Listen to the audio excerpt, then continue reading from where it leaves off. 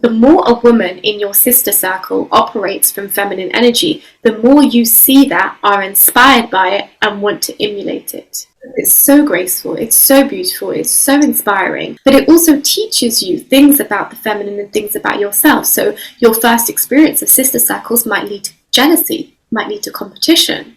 Now, all those are emotions and they're fine. Jealousy is an emotion. It's normal for you to feel jealousy, but competition is a masculine trait. Divine Feminine is supportive. Divine Feminine takes what you give her and multiplies it. Yep. That is our power. And I really want to be one of those women that inspires women into sisterhood. I want to be the reason they believe in sisterhood again. I ultimately want that. I want that for all the women, because it's just so magical to have.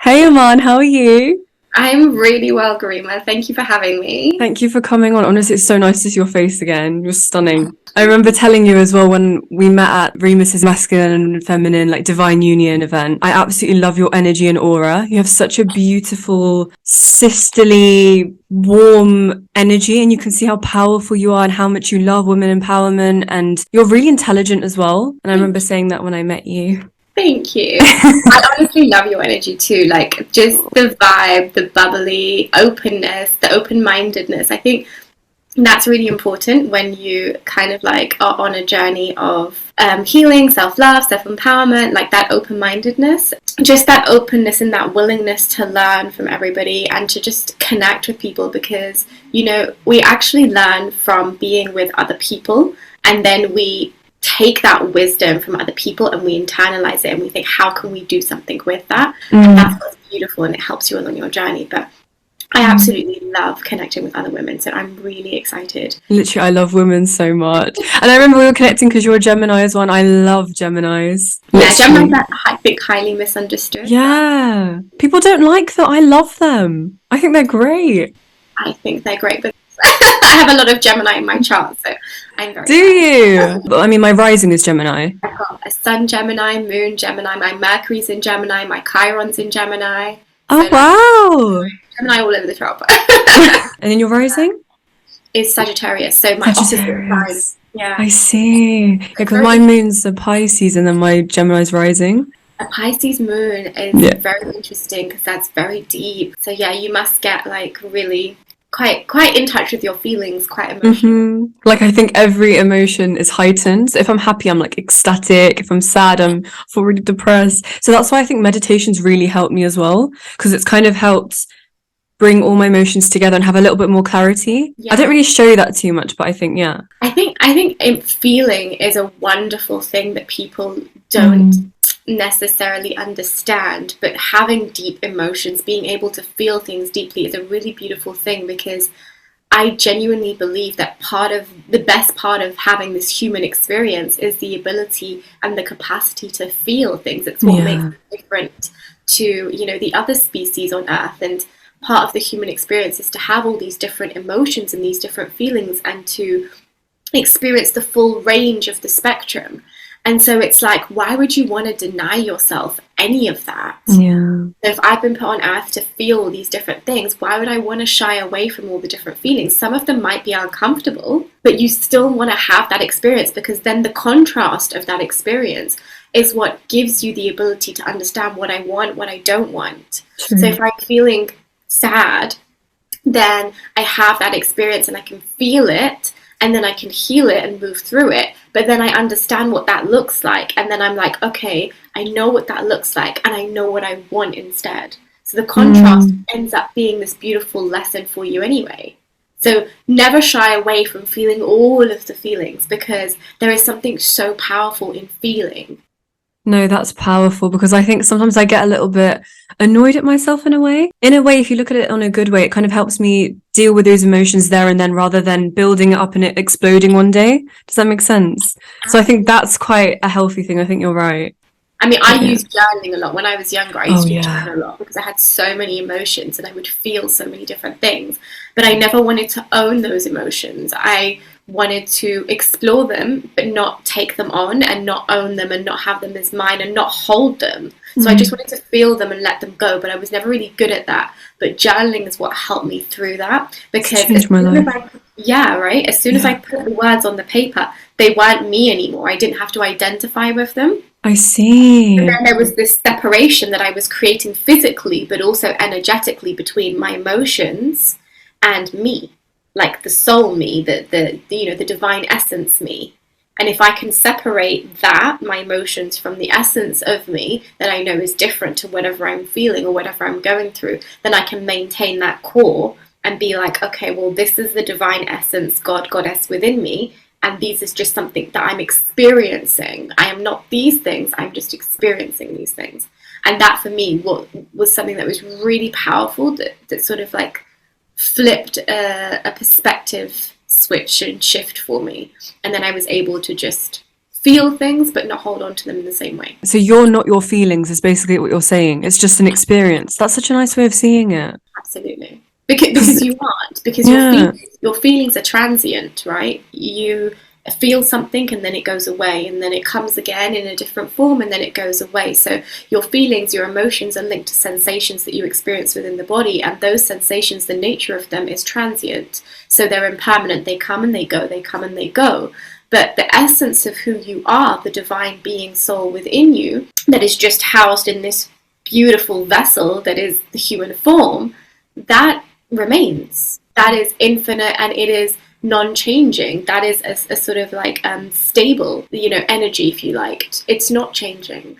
And so why would you want to attach yourself to something that is so transient? And why would Mm. you want to make yourself be something that is so transient? You want to honor the divine being within, and stay in that stableness, and stay in that groundedness. And Mm. you want to ground yourself in the divine being that you are, instead of constantly going up and down and coming out of balance because you're constantly attaching to emotions that are just so transient in nature. That is so powerful. Literally, I could hear you talk for like years. Like you're so engaging and so intelligent. My God. But I want to I'll quickly introduce like, what you do, because I think your job is so cool. Like I remember when you were telling me about it, I'd never heard of, being a womb massager and things like that before. I think it's so interesting. So overall, you're an energy healer. You're a women's circle facilitator. And I think the main two things that you do is that you are a womb and fertility massager, like it said, like a massage practitioner. And then you are a trainee somatic educator for women. So before we kind of talk about, those kind of things, what they sort of entail, how you got into them, I want to ask you first, especially because I was looking on your website as well, you're into crystals and spirituality, things like that. Where did your journey with spirituality start? So it's really interesting. I had a relationship that was unhealthy, and out of that unhealthy relationship, it ended, and I was left in a place where I just felt so low, and I didn't really know where to move from there. And then a lot of reflection work happened straight after that relationship, because I didn't know how to deal with the emotions that I was feeling. And part of that reflection work was this book by Louise Hay, and it was called You Can Change Your Life. And I was like, wow, I need a bit of that right now. And that book helped me explore my emotions and help me understand that what I had experienced in that relationship, I had to take responsibility for. And I had to recognize that a lot of it was a lack of self-worth, a lack of self-confidence, a lack of self-love. There was no boundaries, so that when I was being treated badly, I just stayed, and I didn't recognize that actually I'm worth more than this. I'm worth more than this experience that I'm having. But I'm creating it for myself because I'm allowing it to continue. So a lot of work happened after that, and as the universe is so magical and so aligned, the minute that you decide that you want to better yourself and that you want to come into the way I see it is coming back into alignment with the expression of the divine within you. So we each are, this is what I believe anyway, we each are an expression of divinity, of God, source, universe, however you identify, but we are different expressions. And I wanted to come back into alignment because it never went anywhere. I just forgot. It wasn't that I had to find it somewhere. It was always in existence. I just had to remember how to tap into it. So then for the next 6 years, I went on a journey of just self-discovery or rediscovery. And I met people along the way that really supported me in that journey. So people came into my life to teach me about balance, harmony, universe. and to teach me about crystals, to teach me about so many different things that I would later take and sort of research or go off on my own journey and do my own work. And then I connected with different people and different courses, and it kind of just all built up. So it was like a declaration and an intention of wanting to do better, and really feeling that in my heart, like I know I am capable of so much more. And then the universe just placed people and things on my path, and because I wanted it so bad, I listened. So it's one thing for the universe, God, source, to put things on your path. It's another thing for you to step out and say, yes, claiming, I'm going to do something with that. And so a lot of it is this, not just the intention, the declaration to source, God, universe, and saying, yes, I want more, can you please support that? But also you supporting yourself and taking that accountability and saying, well, this is an opportunity, how am I going to use it? So it's been a journey. So it kind of started, from an unhealthy relationship and trying to mend myself from that, but also this beautiful journey happened. So, I'm almost really grateful for that experience. Yeah. Who knows? No, that's stunning. That's beautiful. Honestly, I was talking to my friends about this the other week, and I was also in quite an unhealthy relationship. And I think that also taught me to take accountability. It's more important to look at yourself rather than the other person, because there's always going to be, people who are for you, people who aren't for you. I don't want to say bad and good people, but do you know what I mean? So, take the good thing from other people, take accountability, and work on yourself. And I think self-worth is so important, and self-love is so much deeper than just accepting how you look on the outside. It's so much deeper than that, which I had no idea about until a year or two ago. Yeah, and this is something I stress so much when I do self-love work with clients or in my circles. I stress that self-love isn't just as easy as taking a bubble bath or, putting on some makeup or taking yourself out on a date. Like, self-love is deep, deep work about uprooting some stories or some narratives that you've held onto for years and years and years, and trying to rewrite them, but rewrite them in a way that's sustainable. And then taking the aligned action that comes with that. A lot of people say, I want this and I want to do this, but there's no follow-up action. Like, you can't just want to heal something and it heals just because you say it. Like, there has to be some corresponding aligned action. But I love that you don't label people good or bad, because there's no value in that. There's no value in blaming somebody. There's no value in labeling people good or bad. But there is value in taking accountability. There is value in taking a look at oneself and saying, how can I do better? What can I learn from this situation? There is so much value in that. So I'd rather give energy to that than sit there blaming the outside world and blaming other people and labeling people good or bad. There are people who are not on the same frequency as you, and that's okay. But, it's not a good or bad situation. There's no value in that, in my opinion. Yeah, 100%. I think also with the whole labeling people thing, sometimes people get into a relationship because, they've got great chemistry or they might have similar hobbies. But I think what breaks down a relationship sometimes is not getting together on the same values. So you might like the same kind of movies, and that's great. But in the long run, you might have different values. And that's why sometimes there can be a buildup of resentment towards the other person, which is what makes people do bad things or put up with bad things or, harm other people or whatever. So I think it's really important. I think I said this at the event as well, is to make sure you're choosing your partner based on the same values and morals than hobbies and chemistry. You can have chemistry with anybody, but with values and morals, that's what's going to stick in the long run. Absolutely. Since I've been on this healing journey, my partners have been all based on alignment of values, but also now alignment of purpose, because purpose is important. So it's great to have an alignment of values and to understand what each other's values are, because, ultimately you make decisions and choices based on your own values. Yeah. And so if there isn't an alignment of values, then you can find yourself making decisions that are not together and not as a unit, not in harmony. And then the alignment of purpose for me is really important too, because if I have a mission on earth and I understand what that mission is and I want to fulfill that purpose, and you have a mission and it's not aligned with mine, then the unit's going in two separate directions. We're spending energy in two separate directions. So it's better for me, what I found anyway, is to find somebody who is in alignment with my values, but also my purpose. And it doesn't have to be the same purpose. Like, I don't expect, my partner to run women's circles or anything like that. But I expect him to want to uplift and empower the divine feminine and the divine masculine, and bring harmony and bring unity, because that is part of what I'm here to do too. Especially also like supporting what you do as well. I think, understanding why you're doing it, and, like channeling that energy towards you as well. So you can carry on doing what you love and what you think your purpose is and all that.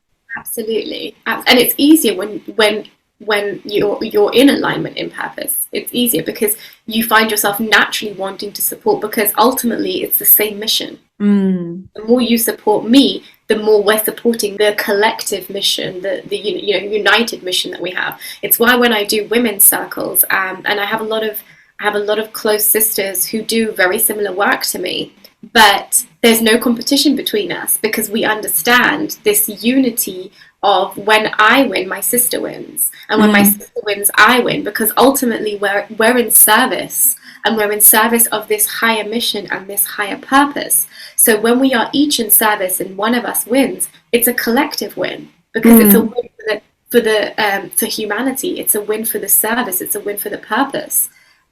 So there never needs to be any competition when you view things from that perspective, because you're all in service. All the, the things that you do, what would you say that service is? That what is it that you're trying to, give to women or try and educate people about overall? I value giving women the self-confidence and the self-love to express themselves in the highest form that they can access right now. So, and that can come in many different forms. So with the the women's circle work that I do, that comes through being in sisterhood, and that comes through showing them what sisterhood looks like, and that comes through all the different activities that we do within that circle. And then through the womb and fertility work, it's through accessing the birthplace of creation, which is your womb, and allowing that space to help empower you. So a lot of it ultimately comes down to empowerment of the divine feminine. Like, if I was to sum up in a word, in a sentence, that would be an empowerment of the divine feminine. Should we start with the womb and fertility massage? I was like, that's beautiful. I didn't even know that was a concept. I didn't know that was a thing, because I saw it on your Instagram. So what does that sort of entail, and how does it work? I'll start by saying that a women fertility massage isn't just for women on a fertility journey. It can be for any woman who just wants to heal her womb and connect with her womb. So it's a holistic treatment. So not only do I work the physical body through massage, but I also work the energetic body, because we touch different energy points and we connect you back to your body. And it's a completely nurturing, nourishing, beautiful experience that is designed, everything in the experience is designed to connect you back to your body, but ultimately back to your womb, and to bring you back to those experiences in your womb, because some of us may have inherited trauma through our maternal or paternal lines. Some of us may have just generational trauma. Some of us may have trauma from childhood. Some of us have trauma from our birth story. Like, for example, if you had been taken away from your mum at birth because you had a complication, you have a particular attachment style, and that can cause you trauma later on. Really? Yeah, there's lots of different things connected to it. So, for example, if you were taken away from your mum really early on in birth because you had complications, some of the attachment style that you might develop is avoidant. And so you actually find it really difficult to then connect with people and have a deep connection with people. That's crazy that it's that early on. Even if you're gone for 12 hours at birth. Oh my goodness. Everything affects you. And if you aren't and also your mum, all of our mothers hold the DNA in their body. Yeah, I learned this recently. That is like the most beautiful fact I've ever heard. So, like, women with miscarriages as well, the DNA stays in. That's beautiful. It's beautiful. Yeah, even if you've had an abortion, the DNA will still stay. But what that means is that your mother's carrying all these different cells from all these different children, which means that, your grandmother also carried your mother, and all. So you can see why trauma and how trauma can get passed down the line, because it's passed down through the DNA. I So see. it becomes really interesting when you open up the world of trauma and the womb and how we can all be affected. But yeah, the experience is all designed to bring you back to your womb, to bring you back to that space of birth, and to connect you back. So, on top of the physical massage, we do energy work. We do things like pulsing, which is like rocking the body rhythmically, and it's designed specifically to remind you of the heartbeat in the womb.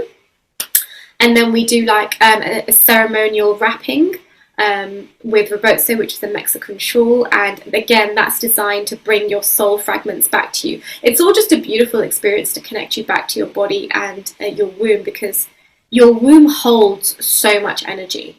It holds all the different thoughts that you have about yourself. It stores all of that information. So your womb ends up becoming a reflection of your inner world, which is then a reflection of your outer world. I see. So your womb space is so, so, so important. And I think a lot of women haven't recognized how important healing their womb is. And that's why I think educating people is so important about this, especially women, because if you think about just an everyday occurrence in everyone's lives, stress, right? Stress is an everyday occurrence in everyone's lives.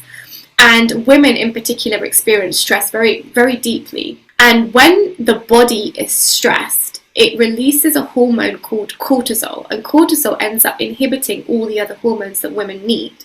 But aside from that, what happens when the body is stressed is it goes into fight or flight mode. When your body goes into fight or flight mode, the reason it can do that is because it's prioritizing its systems in order for you to survive. And the reproductive system is the only system that gets shut down if your body goes into fight or flight, because your body thinks it doesn't need it for survival. Oh my God. Yeah. So can you imagine every time a woman is stressed and goes into fight or flight response, which can also be a traumatic response, by the way. Fight or flight is also a trauma response. So some women go into fight or flight response out of trauma, not because there's an actual threat happening. So if you imagine going into fight or flight mode, your reproductive system completely shuts down as a woman because your body recognizes it doesn't need it for survival. And so every time that's happening, you're impacting your reproductive organs. And so you need to constantly try to reawaken it and to heal it to get it to function properly again. Which is why so many women experience menstrual issues like endometriosis, PCOS, fibroids. It's why so many women have infertility issues. Like at least 1 in 3 women have infertility issues. Like that's a crazy statistic as far as I'm concerned.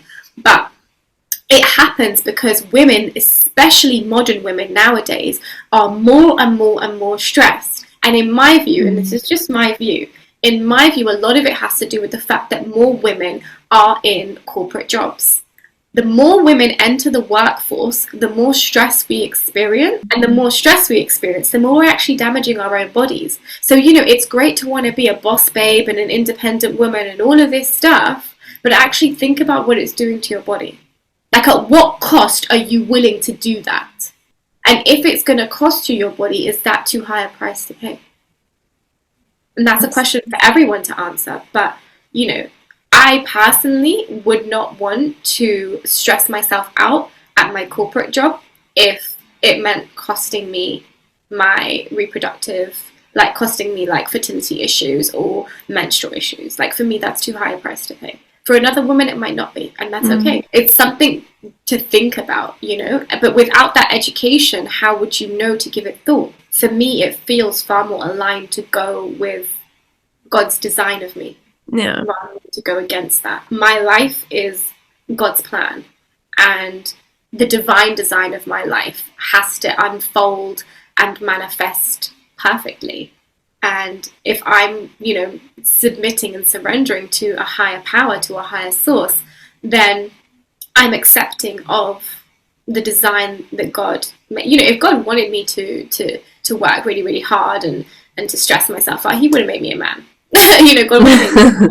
And I'm okay with that, but God didn't. So, I'm honoring the design that I was made. I think the main bit when women are in fight or flight is when they've got babies and, they can sense danger. That's where we're meant to be sort of alert and that kind of thing. So you are also a trainee somatic educator for women. What does that mean? What's that all about? Okay, so I've only just started this course, and it's an 11-month course, but it's about teaching women to come back to their body. So it's very much getting in touch with the feminine energy and doing like shadow feminine work and things like that. But it's also teaching you to live from the space of your body. So, before making a decision, you want to check in with your body. How does it feel? Because everything lives in the body for the women. We don't need to really think from the mind space. We feel intuitively. That's how we work, right? We don't really make logical decisions. We make decisions based on feelings. So it's about coming back into the body and working with the body in a healthy way and understanding things like how to regulate your nervous system so that you're not always in fight or flight, and healing those kind of traumas and wounds. But it's also about connecting back to your body. How can you use your body to intuitively move through life? How can we connect back to the body?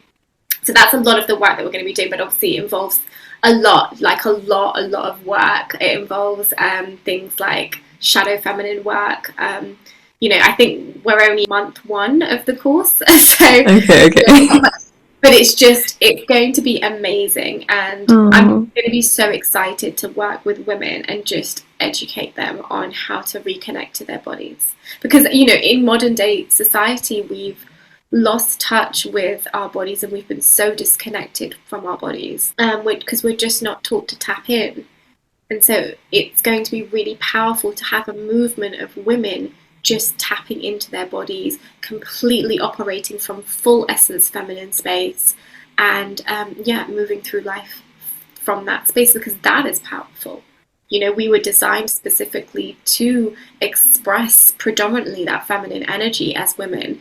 So when you have a movement of women in healthy expressions of feminine energy, how powerful will that be? From when I met you and on here as well, I can see how much, being in your divine feminine means to you. What does feminine energy mean to you? And for people who don't know, what does that entail? So feminine energy is in essence like an energy form that makes up part of who we are, but also part of everything in the universe. So we have both divine masculine and divine feminine energies, as does every living thing in the universe. And the two polarities come together. But for me, feminine energy is an energy that is then expressed outwardly as particular qualities or essences, is how I prefer to describe it.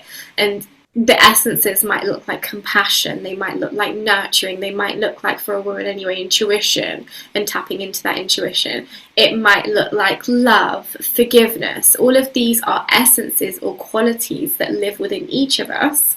But for women, it is more dominant in us. That expression is our natural expression. And so it's about not just recognizing or acknowledging that you have those essences or those qualities within you, but being the physical embodiment of them. So a lot of the time when I work with clients, it's how can you invite more of the feminine in, and how can you embody more of her? Picture the most divine goddess Garima. What would she look like? How would she move? How would she carry herself?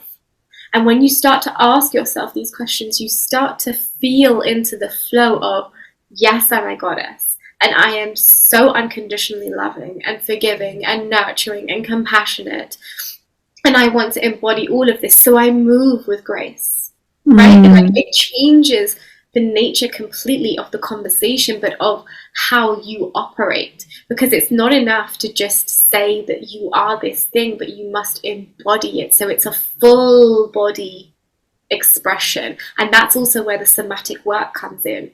What's really interesting for me is that I really came into my feminine when I started doing women's circles. Right. Yeah, because that is an expression of sisterhood. And for me, personally, I don't believe in divine feminine work that doesn't include the concept of sisterhood very heavily. Because for me, honestly, you'll see this with your own sisters, right? But if you have a look at your friendship circle, and if you're in sisterhood with other women, great, because you'll be able to relate to this. But you enter into a different space. So when you're surrounded by women who are of, like heart, Let's take it back into the body. Let's reclaim it. It's no longer like-minded women, it's like-hearted women, because we're always coming from the heart space. So when you're around like-hearted women, how do you express yourself, and how do they express themselves? How do you sit together? Because in sisterhood, you'll find that you want to hold space, you want to nurture, you want to show up differently to when you are in union or communication or connection with men. Your expressions change. In sisterhood, you are taught so many things about yourself, but about other women too, especially if those other women are operating from the space of feminine energy. So the more a woman in your sister circle operates from feminine energy, the more you see that, are inspired by it, and want to emulate it. It's so graceful, it's so beautiful, it's so inspiring. And so when you're around other women who are in feminine energy, it makes you want to be more feminine. But it also teaches you things about the feminine and things about yourself. So your first experience of sister circles might lead to jealousy, might lead to competition. Now, all those are emotions and they're fine. Jealousy is an emotion. It's normal for you to feel jealousy. But competition is a masculine trait. In competition with my sister, I'm operating from divine masculine. I'm not operating from divine feminine. So how can I, because divine feminine is supportive, divine feminine takes what you give her and multiplies it. Yeah, that's the most beautiful thing about femininity. Right? And that is our power. So why would I want to take what my sister gives me and destroy it?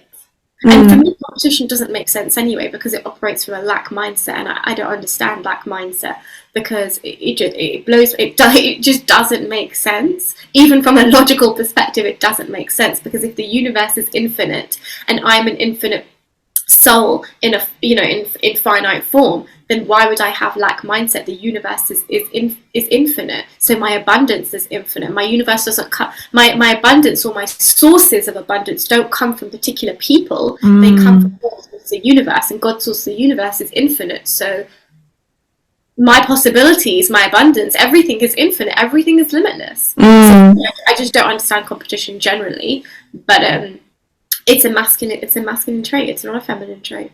Power of the mind. Power of the heart. Come back to the heart space, because as women, that's where we operate from. Come back to the heart, and the heart is your union, the gateway to the divine. Your heart is gateway to divine union, to coming back home to yourself. Yeah. You want that.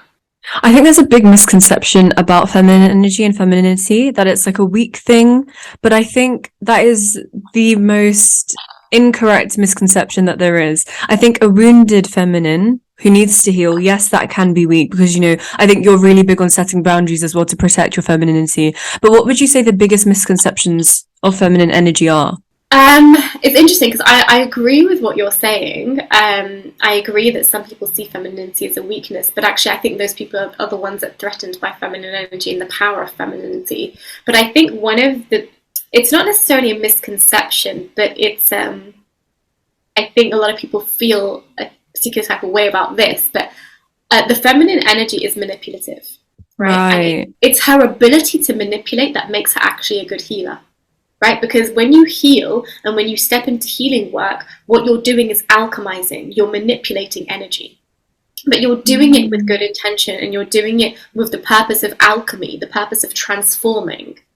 But it's her ability to manipulate energy that allows her to do that. And so when people say manipulative, I think a lot of women take it to heart and like, oh my God, but I'm not manipulative. But instead of seeing it as something that is good, I'm not saying be malicious. I'm not advocating maliciousness or anything like that. But it's our ability to manipulate energy that allows us to actually alchemize, transform, and be the healers, witches, and the magicians that we are. I see. I just think the feminine energy is so beautiful, just generally, and I'm so honored to be able to be here. But it's difficult. I'm not going to pretend that transitioning, because it's not like I was always in my feminine energy. I haven't always been in feminine energy. And I think for women like me, for women who have had upbringings like me, it's been really difficult. So I did I did law at university. I've been a qualified lawyer for 10 years as well.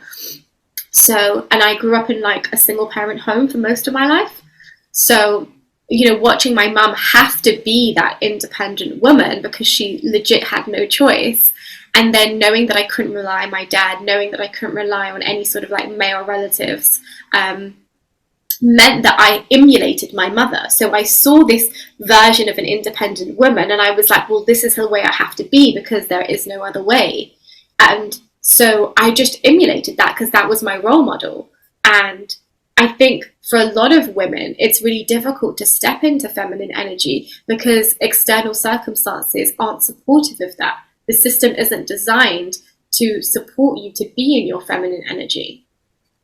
You know, and you know, with societal conditioning and programming and so much else going on, and then your own personal environment and circumstances, you know, it's very difficult for you to sometimes operate from feminine energy. And so I had to make that transition from predominantly masculine energy to predominantly feminine energy. But a lot of my healing work helped with that. And so, you know, it's an acknowledgement to say and a testament to those women who can operate from the feminine space, because it's actually in modern times quite difficult sometimes.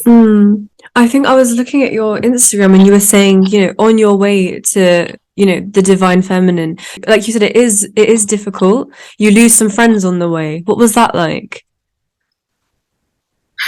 It's not easy. It's not easy letting people go that have been in your life. It's not easy seeing them walk out of your space. But ultimately, it's something that comes with the journey, I think. And it's something that is a lesson in itself because it teaches you to let go with grace and to still give people love, even if they can't understand or support or be on the same journey as you. Not everybody is meant to be, you know. It's a beautiful lesson in what I like to call non-attachment, you know. And as I said, you know, it's not just your emotions that are transient. Everything in this world is transient. And so it's a beautiful lesson of actually the only person that I truly have is me. Me and God, or me and Source. And that union's never going anywhere. And the union that I have with myself is never going anywhere. So let me nurture this, because this is the most important connection. And the connection to the divine, to Mother Earth, to Source, however you identify, is another important connection. So let me nurture those connections because those connections are permanent. But all the other connections, if you want to stay, stay. If you want to leave, leave. Like, it's got to the point where I'm accepting of just whatever is, because I know that I'm being true to myself. And if I can be true to myself and I can stay in alignment with that truth, then people who align with my truth and align with me will stay too.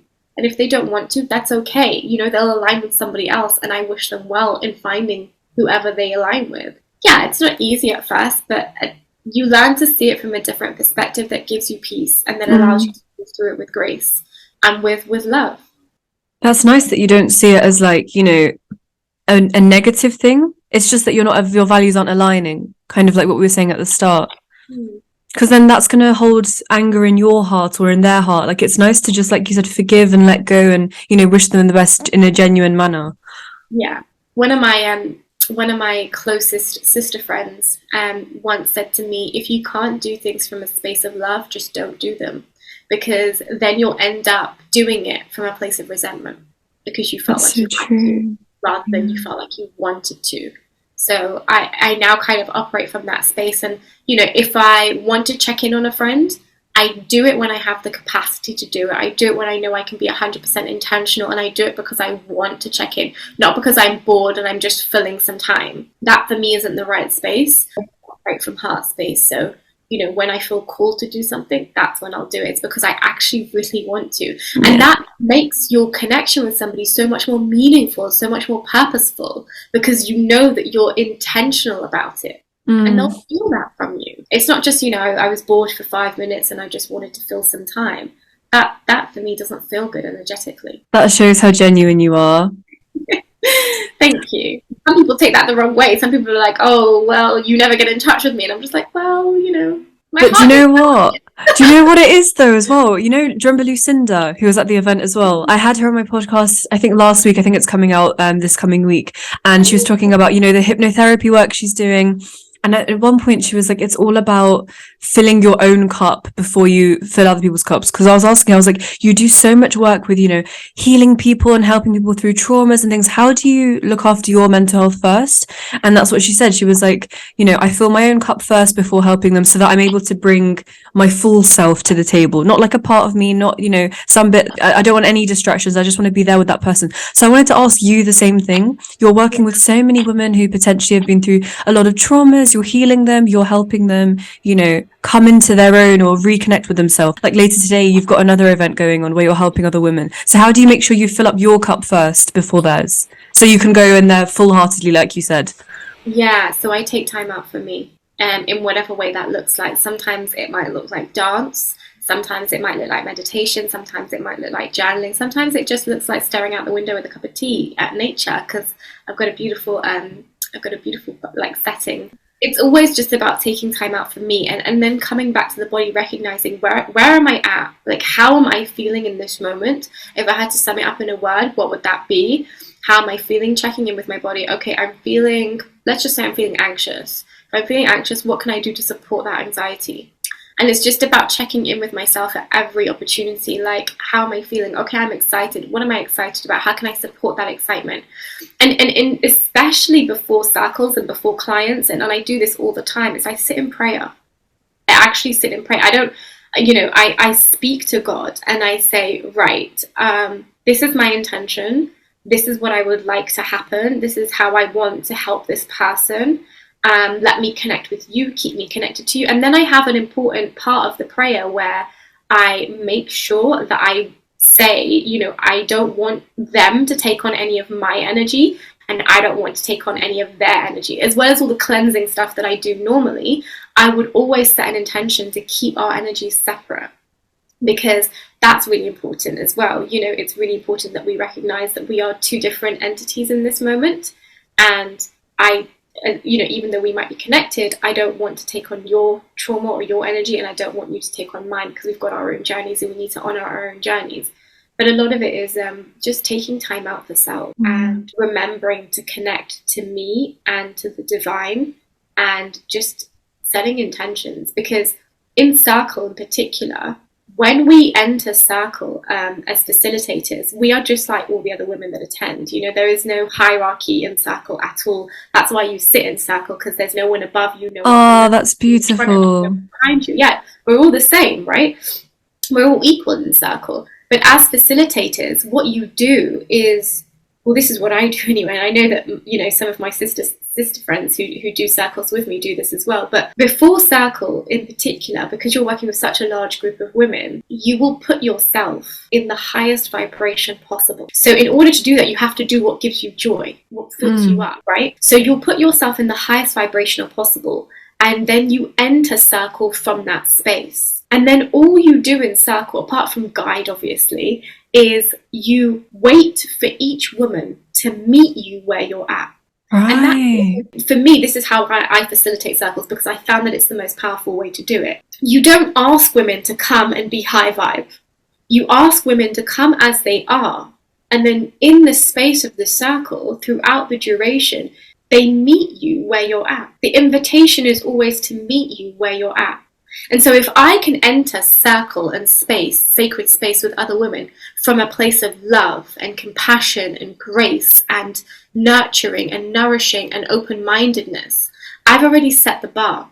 And all I'm asking you to do is meet me there. You just watch throughout the circle, you just watch as each woman then meets you there, and then you say, great, Chantel's met me here, Tiffany's met me here, whoever's met me here. And it's beautiful to watch.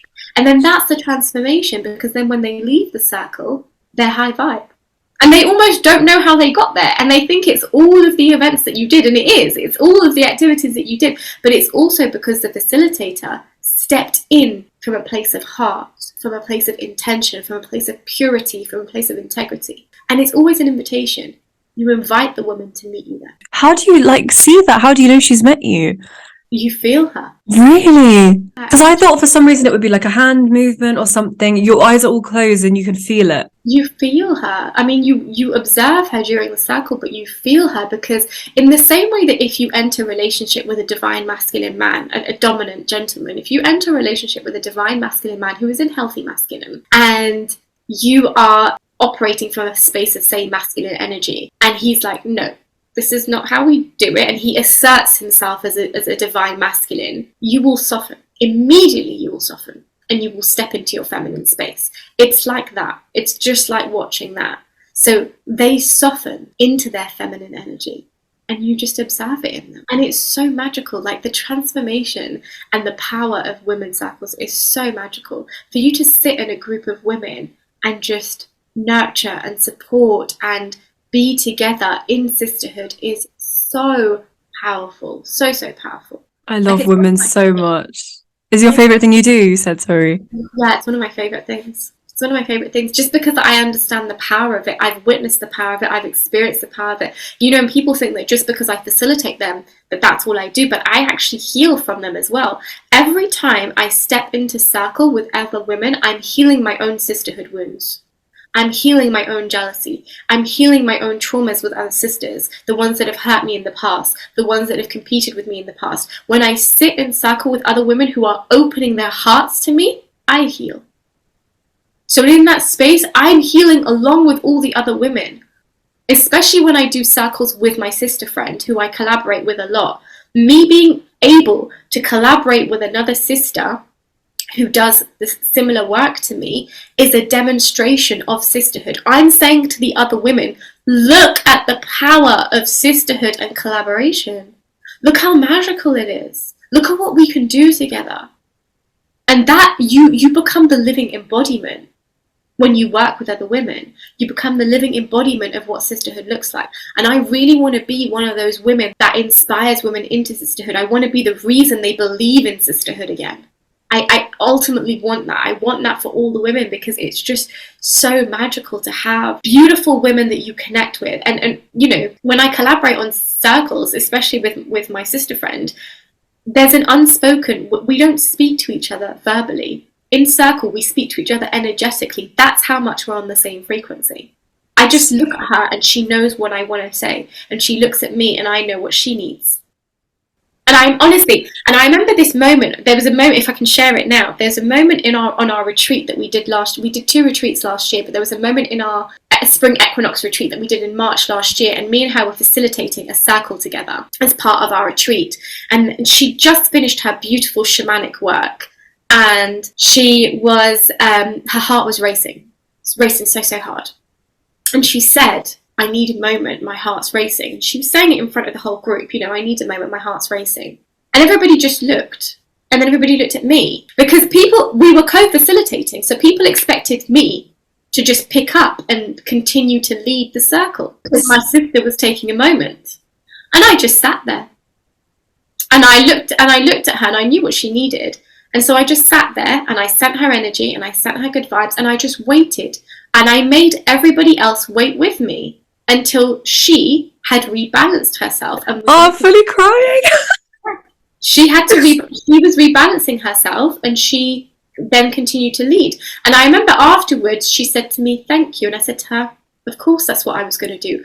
Of course I was going to wait for you to put your crown back on your head. I was never going to pick that crown up and put it on my head to lead. Oh. And I was never going to pick it up and put it on your head. I was going to wait for you to do it, because I know you can. But if I had led while she was taking a moment, the energetic communication would have been, my sister needs fixing and she needs help, and I'm going to fix her because she needs help. She didn't ask for the help, but I'm going to fix her anyway. And I don't believe in that. I don't believe that. It's a thing in circles. Like when we do sharing in the circles, each woman shares to express and then to receive. You never share to fix. So it's never a conversation. It's never, you know, Cassandra said this and then Garima said this and now they're having a conversation. That's not the way sharing works in circle. I share because I have wisdom within me and somebody needs to hear this wisdom and I need to express this wisdom. So here's me in full expression, and here's everybody else receiving. But if I communicate and you are trying to fix me, there's an element of judgment there.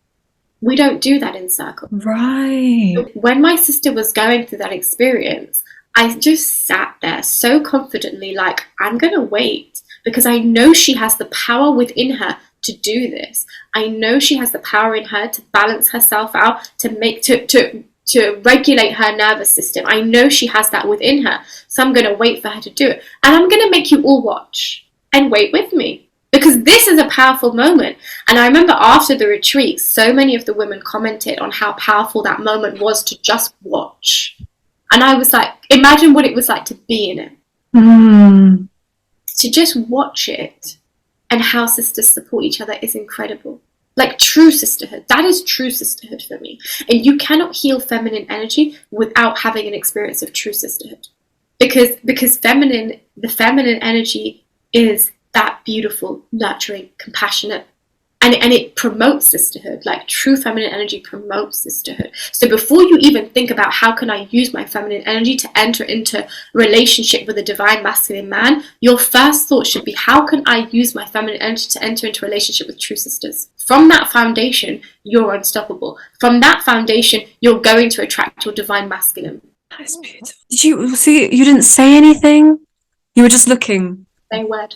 I just sat there. In my mind, I was giving her energy, and I was intending, and I was like saying to her in my mind, you can do this. I know you can do this. You can do this. I know you can do this. That's all I did, and I just sat there.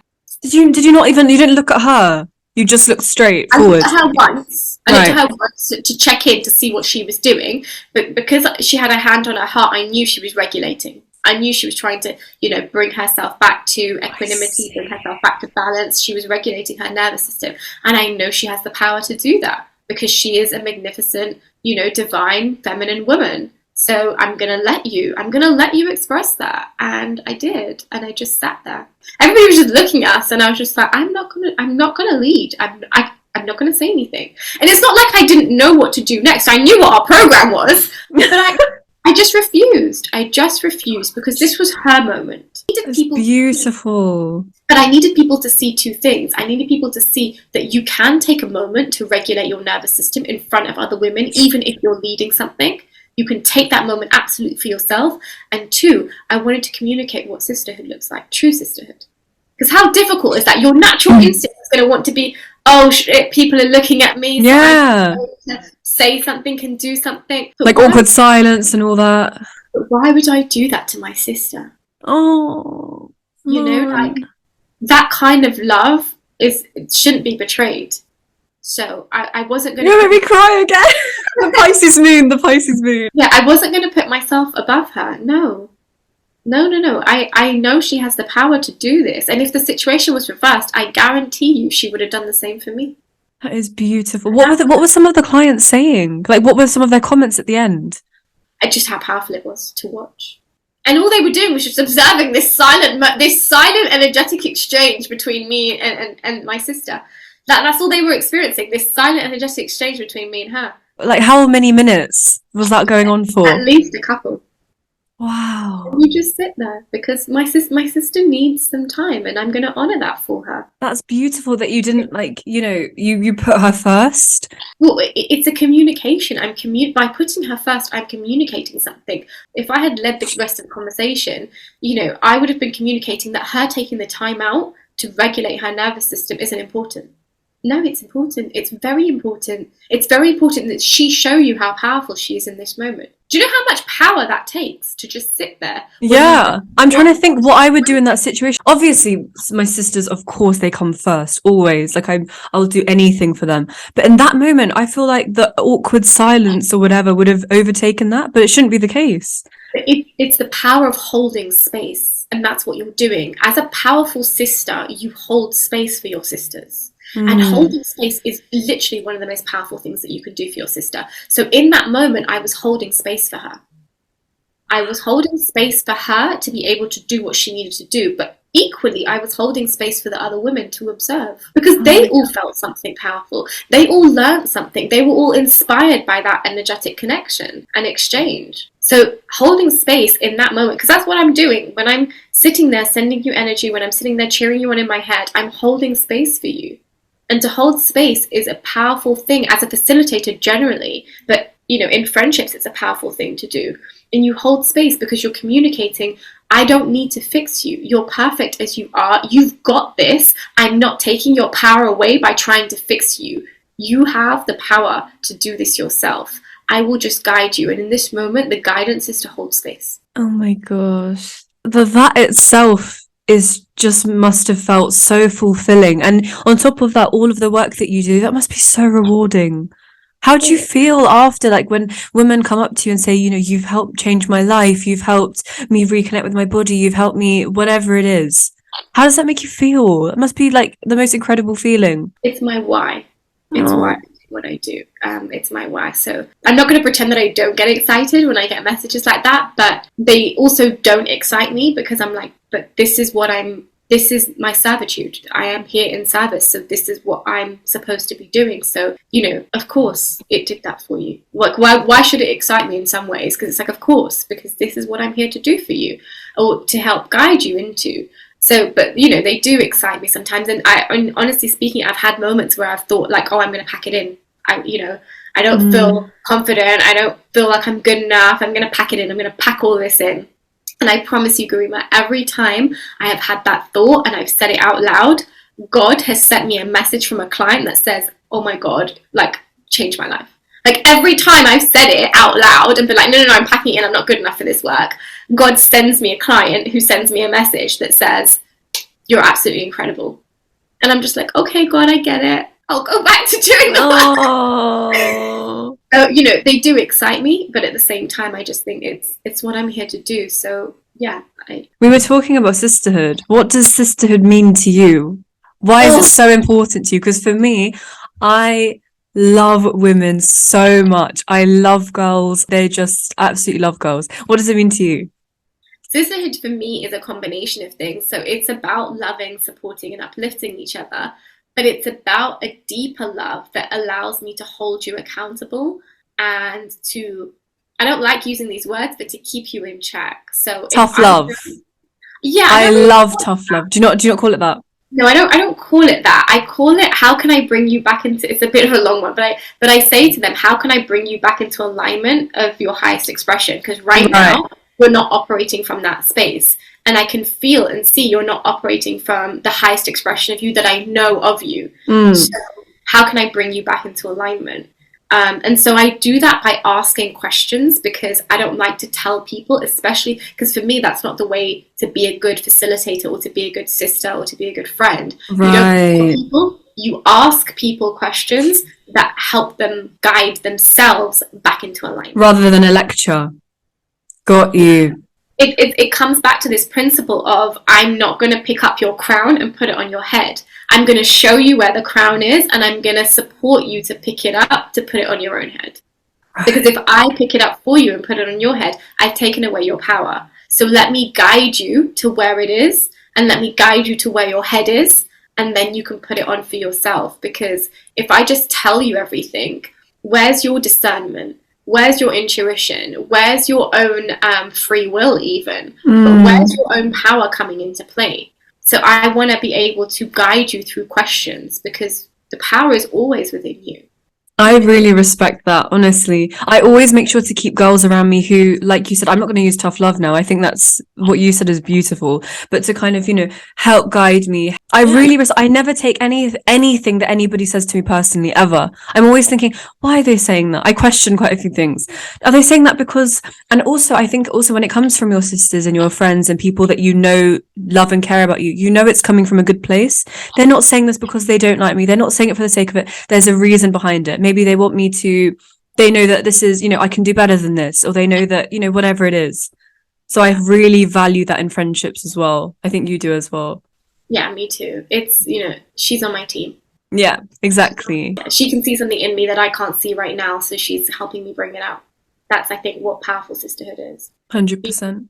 Being that reflection of them, and being able to reflect and mirror to them what they don't necessarily see within them. That's why a lot of times when people compliment me, I say, you know, what you see in me is a reflection of what's within you, because I'm just mirroring you back to you in that moment. And that helps me not take things personally too, because if I take all the good comments personally, then I'll take all the negative ones personally too. So it's a nice way of being like, actually, I'm just being your reflection right now. What you want to see in me is something that's already in you.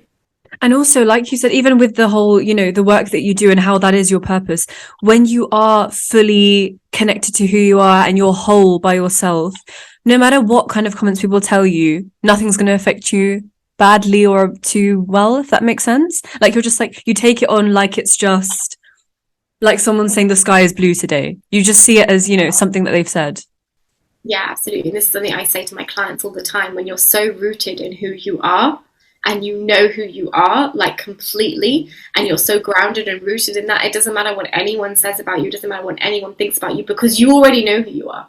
Exactly. And nothing can shake that, which is why it's so important to know who you are, but then root that, ground that in your whole being. Like, this is me, this is how I move, this is how I operate, and I'm okay with the consequences that flow from that, right? And that's why like, at the beginning we were saying that sometimes you do have to just let people go. Like, it hurts, but, you know, that's life in a way. It's a beautiful part of learning the transient nature of things. Do you have any maybe final words about, you know, the sort of message that you're bringing out, anything that you want to let people know about femininity, about connecting to your divine, about spirituality, and what it sort of means to you? It's such a tough one. I think what I want to communicate is just to stay connected, whether it's to yourself, to your body, to the divine. Just stay connected to who you are, because the minute you are connected and you are rooted in your heart space, especially as a woman, that's the moment that you can really move through life more fulfilled and more complete. That's the space from which you're operating from, and it's just so important for you to always be connected in whatever way, but ultimately to yourself through all the different mediums. But yeah, just stay connected, because I think that's the most important thing. That's beautiful. I really wanted to quickly ask you as well, when it comes to, you know, connecting with yourself and self-love and self-care and all that stuff, you mentioned things like, you know, you like to sit by your window with a cup of tea watching nature, you like to meditate, you like to pray. What would you say to women or anybody who wants to connect with their true natural self and feel as fulfilled as they can? What would you say is the first step to getting there? The first step, I think, is ultimately self-exploration and reflection, because you don't know what you don't know. And it's really important for women to recognize what space they're coming from first. You know, like, if I want to connect with other sisters, what's my intention? Am I doing it from a wounded space because I just want to compete and show them that I'm better than them? Or am I doing it from a space of open-heartedness because I genuinely want connections that will help me bring out my feminine energy, and I want to experience the power of sisterhood? And you can only do that from a space of self-reflection and self-exploration. So really check in with self, find out where you're at, and find out where you want to be, where you want to go, and then figure out the steps in between. And if that is working with somebody who will help you guide you along the way, then let it be that, and do that with open heart and open mind. If it's going to events where there are like-hearted people, do that. If it's just, you know, taking yourself out to nature every day or committing to a meditation schedule, then do that. I don't even really meditate every day. Well, not traditionally anyway, but I make sure that I have what I call a daily joy activation list. So I have a list of things that give me joy. So it could be prayer, it could be dance, it could be journaling, it could be pulling one of my cards from my oracle decks or my tarot decks. So these things give me joy. So I have a list of daily joy activations, but I don't have to do them every day if I don't want to, because they're not a schedule, they're not a must do. Here's a reminder of the things that you can tap into that give you joy, and do some of them on the list to bring yourself back to joy. Because if they were a to-do list, I'd probably criticize myself for not doing some of them. And there's a lot of them. So I don't work to a rigid schedule. Even if I have a to-do list, I'm a woman in feminine flow. It doesn't go A, B, C, D, E. It goes whatever I feel like first, and then whatever I feel like next, because I'm tapping into where I'm being guided. And if I force it, it doesn't flow. So I just have to, stay true to who I am. So coming back to that connection of who you are. So I'd say self-exploration and self-reflection is a great place to start. Explore where you are at and where you want to be and how you can get there. That's beautiful. I really like that list. I'm going to make that list as well because I've got a new thing called, during exam season, I'd have a thing called a TT. So it was tonight's treat. So after a full day of studying or whatever, it's something that's, fulfilling for myself, just something to look forward to, whether that's a little book, whether that is meditation, whether that's making like a nice meal, whatever it is. So something like that. But I'm going to make that list. That's really nice. Because anytime I'm feeling a little bit down, I can just look on that list and be like, let me pick one. That's really nice. I love that. I love that. And I have like loads of lists because I'm Gemini. We love lists. Yeah. I also have like what I call purpose priorities, and that's my to-do list. So my to-do list is called purpose priorities because I don't want to call it a to-do list. This is my purpose, and these are priorities for how I'm going to fulfill my purpose. And so if I call it a to-do list, it just feels, I don't know, like joyless. Oh my God, the power of words is insane. Words are energy. So you want to make sure that you're putting the correct energy into the things that you're doing. And if and just honestly, for me, the power of words goes so deep, and I have so many of these conversations with my sisters, but for me, the smallest thing, like the difference between thanks and thank you. For me, there's an energetic difference between when I say thanks and when I say thank you. And I feel like when I'm saying thank you, I'm elongating the expression of gratitude that I have for you because I am genuinely that grateful, and I want to show you how grateful I am by being more present with you. So the words are thank you. Thanks just feels like meh.